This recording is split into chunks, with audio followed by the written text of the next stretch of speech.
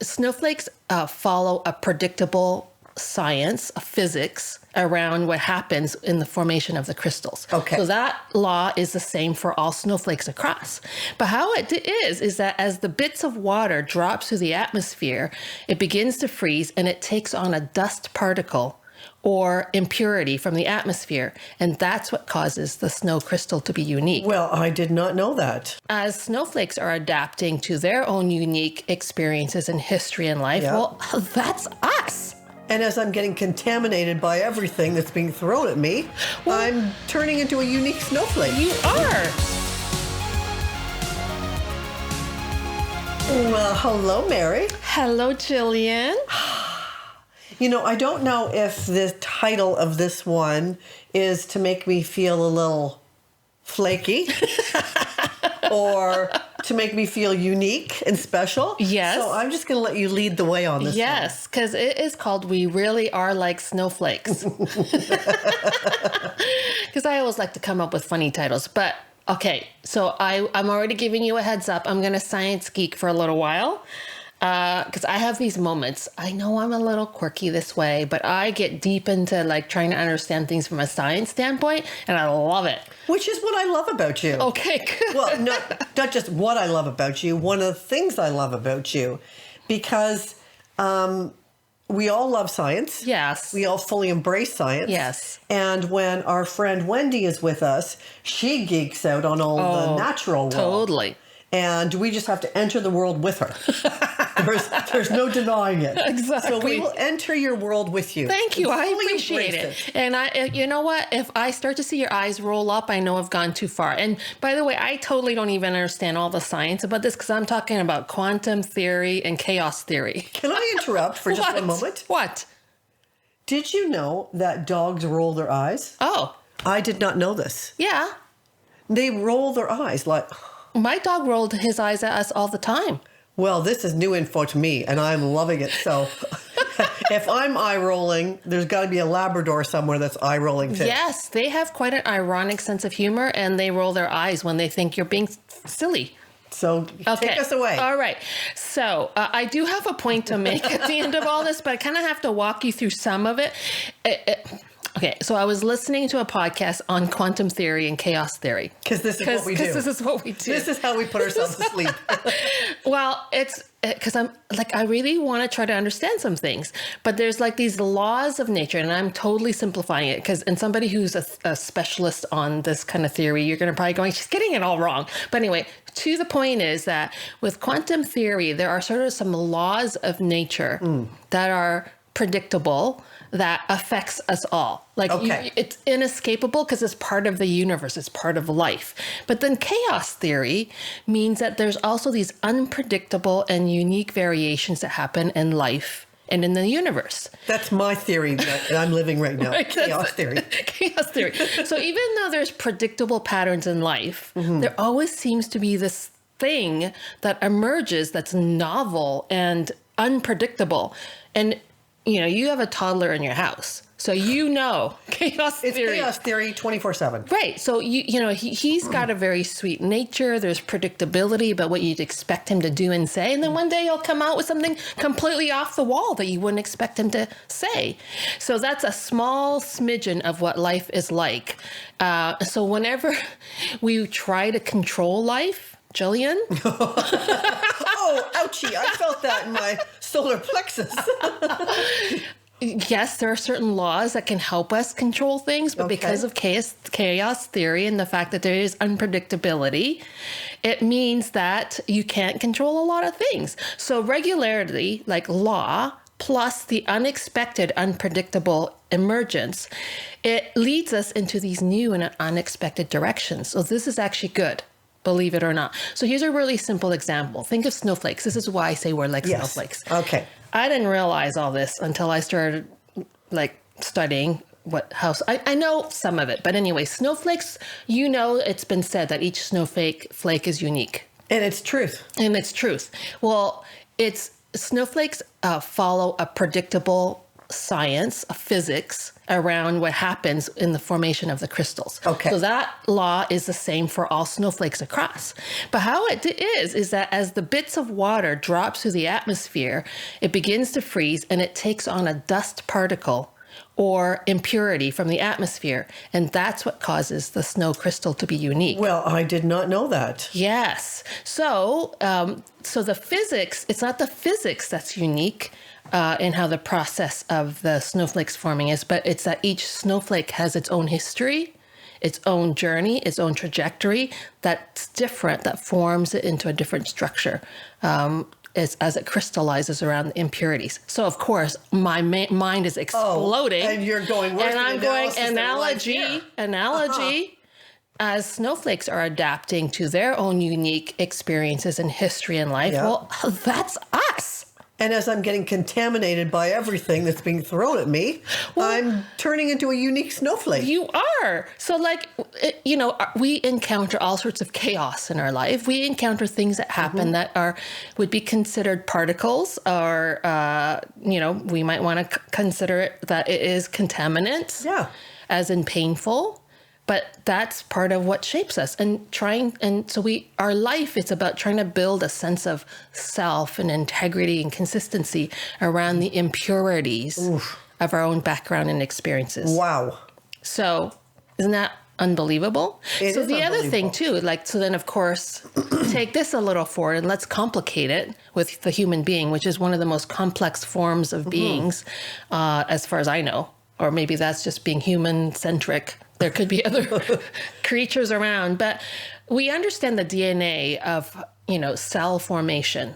At least I think, people who study that, they know that when a sperm joins a, egg, what happens, how a life is created. So we understand the science of DNA, of how everything comes together. But it's not just biochemistry, because we are more than our genes. So let's think about it. As somebody comes into being, an egg's fertilized, a fetus starts to develop, becomes a person.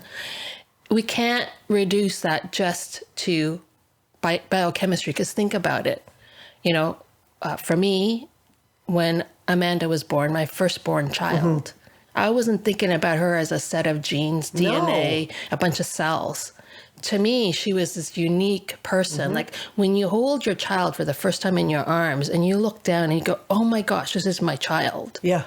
She has... You study them. You study them. You're just you're taking it all in, the uniqueness of their little fingernails and their little wrinkles on their hands and everything. Yes. And it is a delight, but also scary as all heckers, because what the heck can I do? Do I even know? Because I know that this is the beginning of a life that's going to have her own trajectory, her own impurities, her own chaos and contaminants and things that go on, but also her own dreams that are unique to her, her thoughts and her feelings that are unique to her, that is like no other.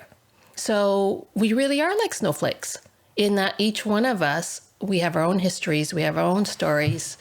We have our own essence of who we are, and that's what makes us unique.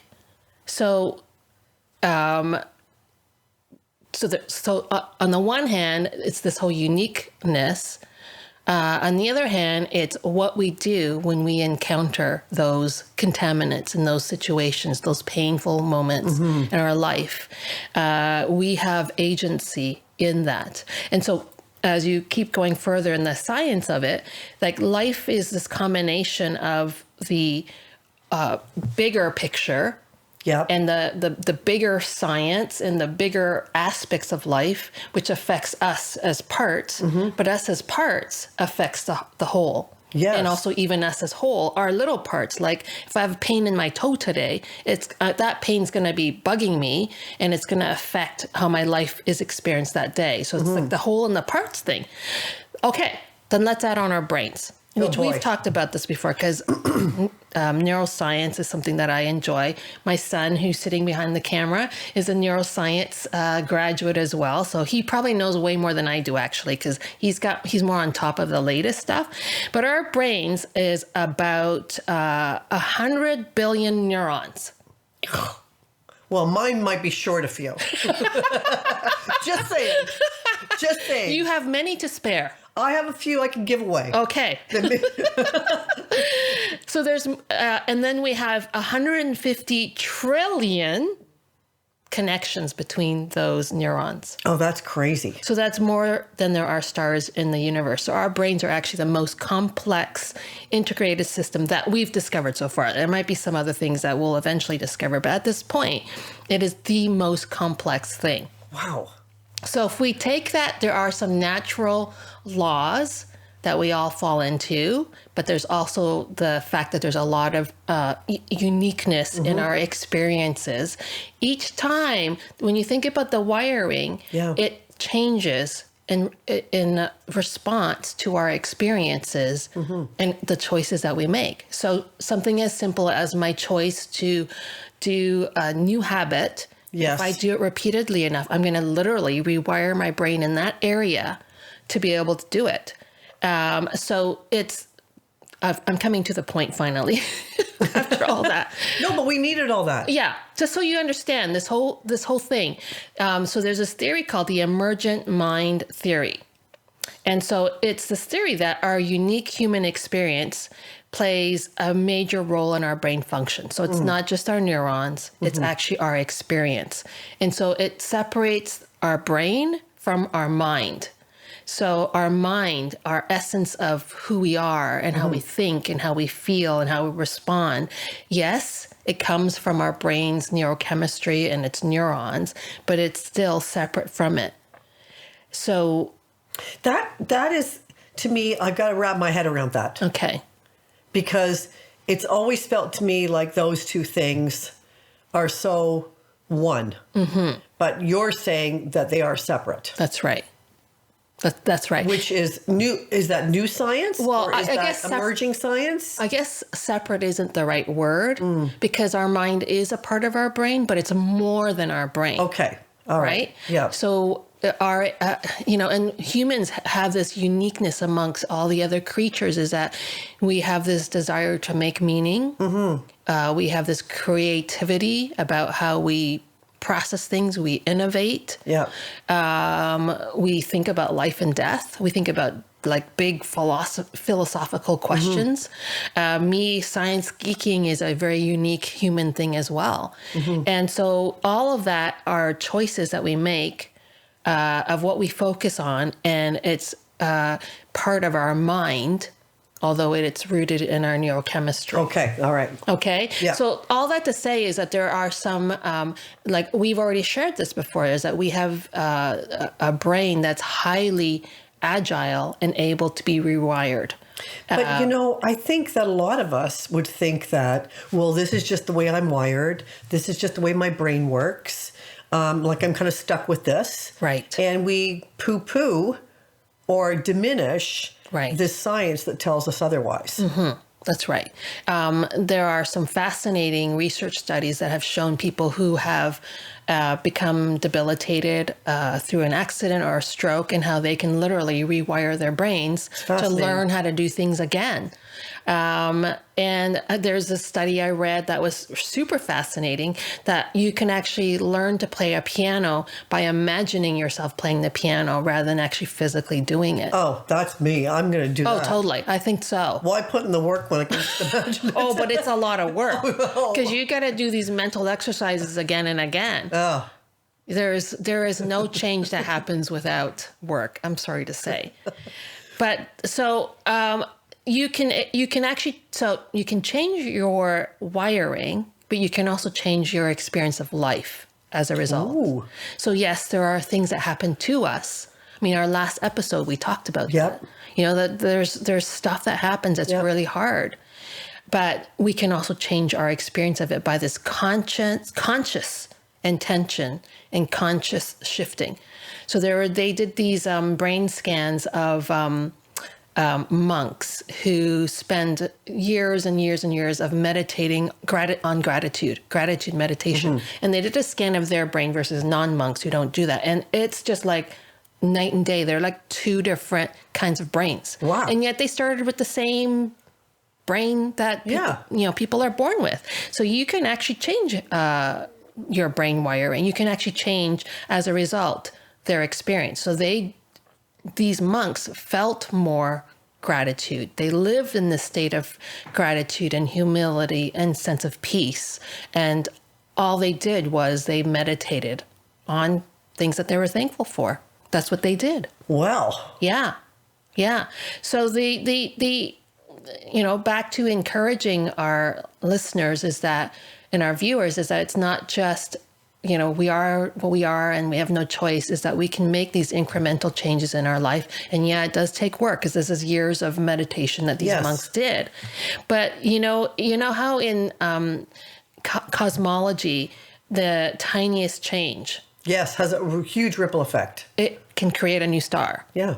So why not for us, when we have the most complex thing in our head here, that the tiny changes we make can actually produce huge changes in our life? Wow. So okay, I hope you're going to give us some pointers, like to-dos. yes. I need to take action today. Well, I have some questions maybe. Oh, okay. So I think that for people who've kind of seen themselves as, I'm nothing special. I'm just existing.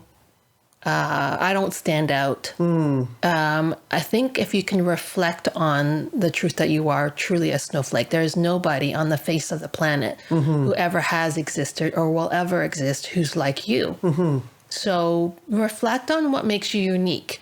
I do work with people who are neurodiverse, who are on the spectrum, who have ADHD and all that. And I love, love, love the conversations I have with them, because I get to celebrate how quirky they are.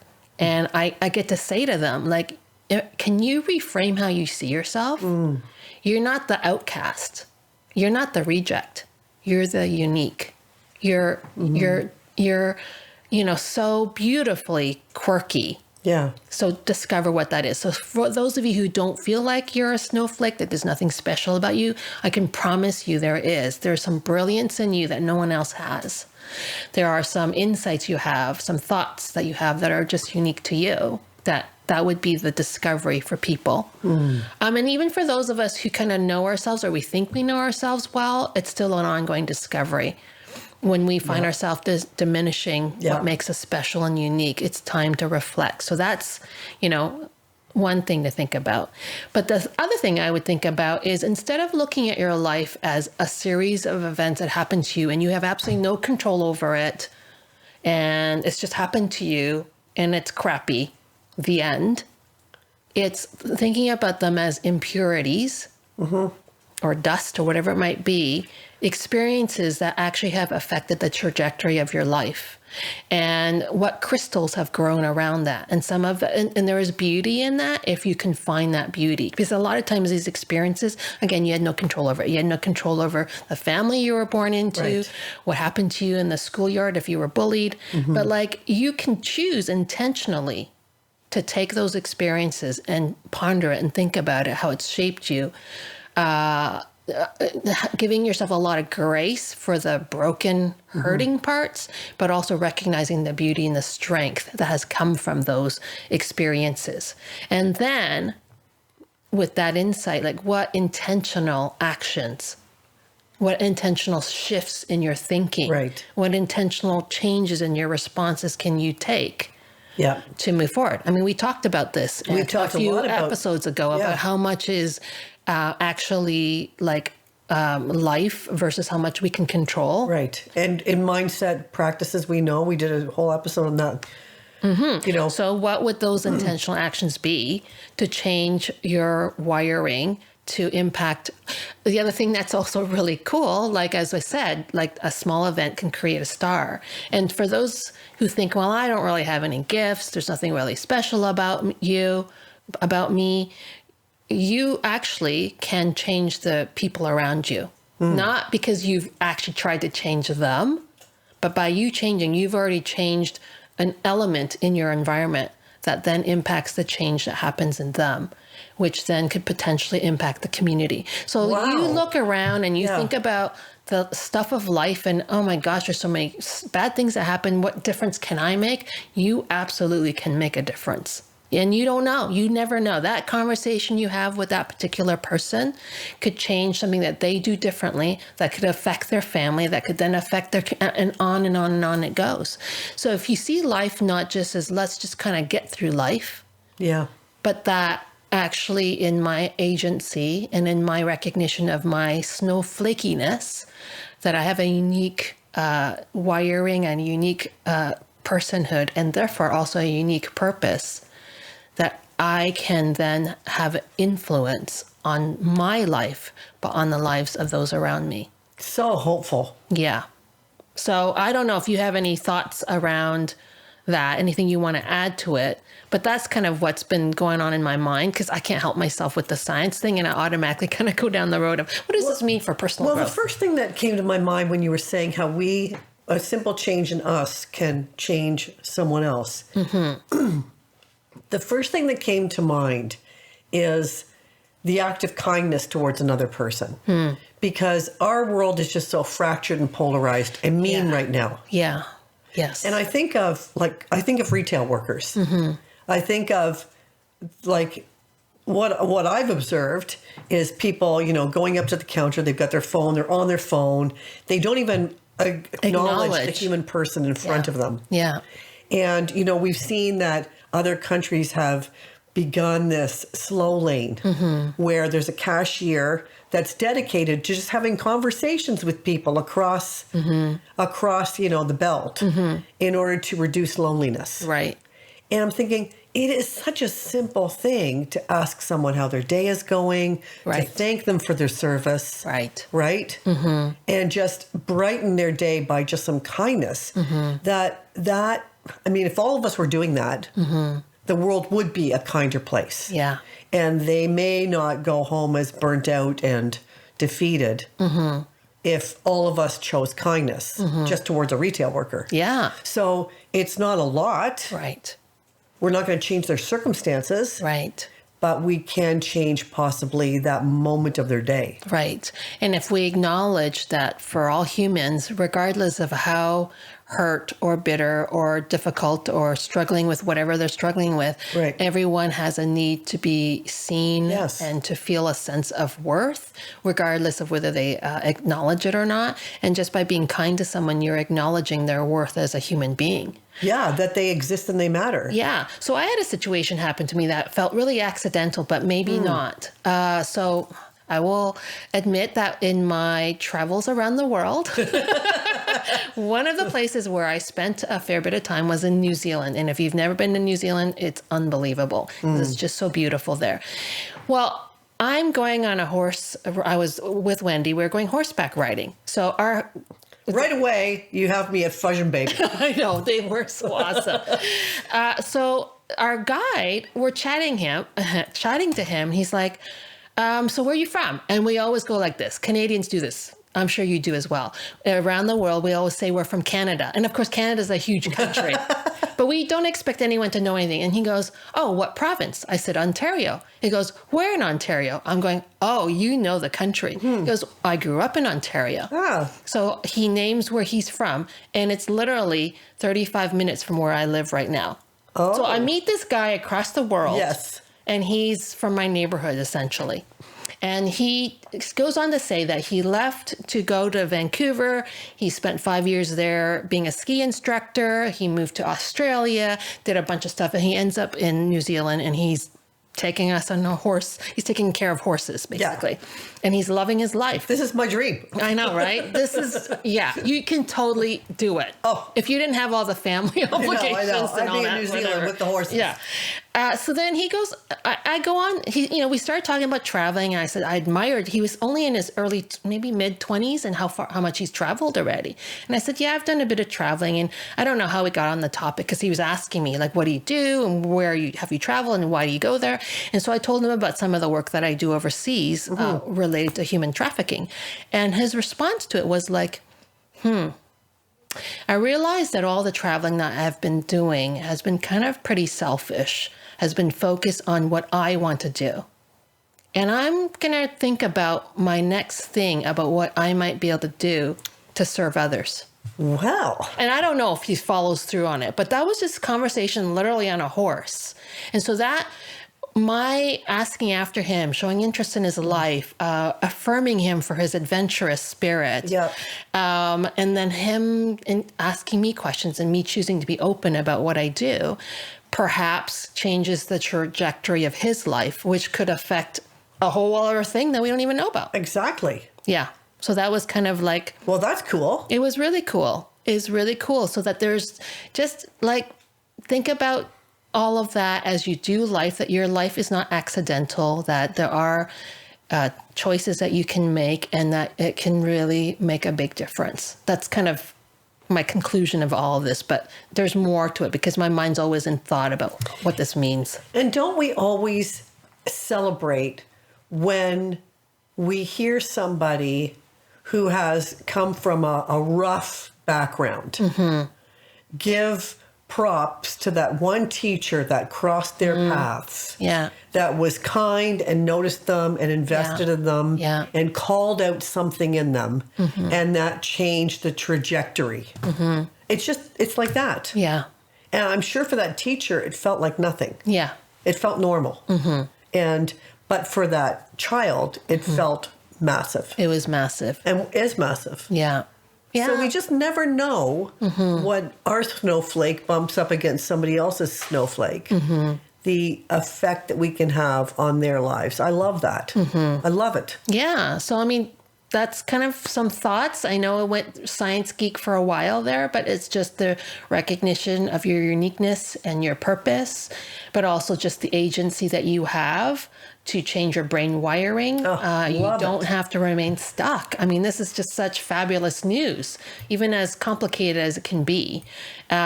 I think I've also come to a place where I can't understand it all. It's beyond me. And frankly, as humans, we don't understand it all. Let's just be honest about that. No matter what scientist you talk to, if they sound really certain, they're probably just arrogant and they're not acknowledging the fact that there's a lot that we don't know.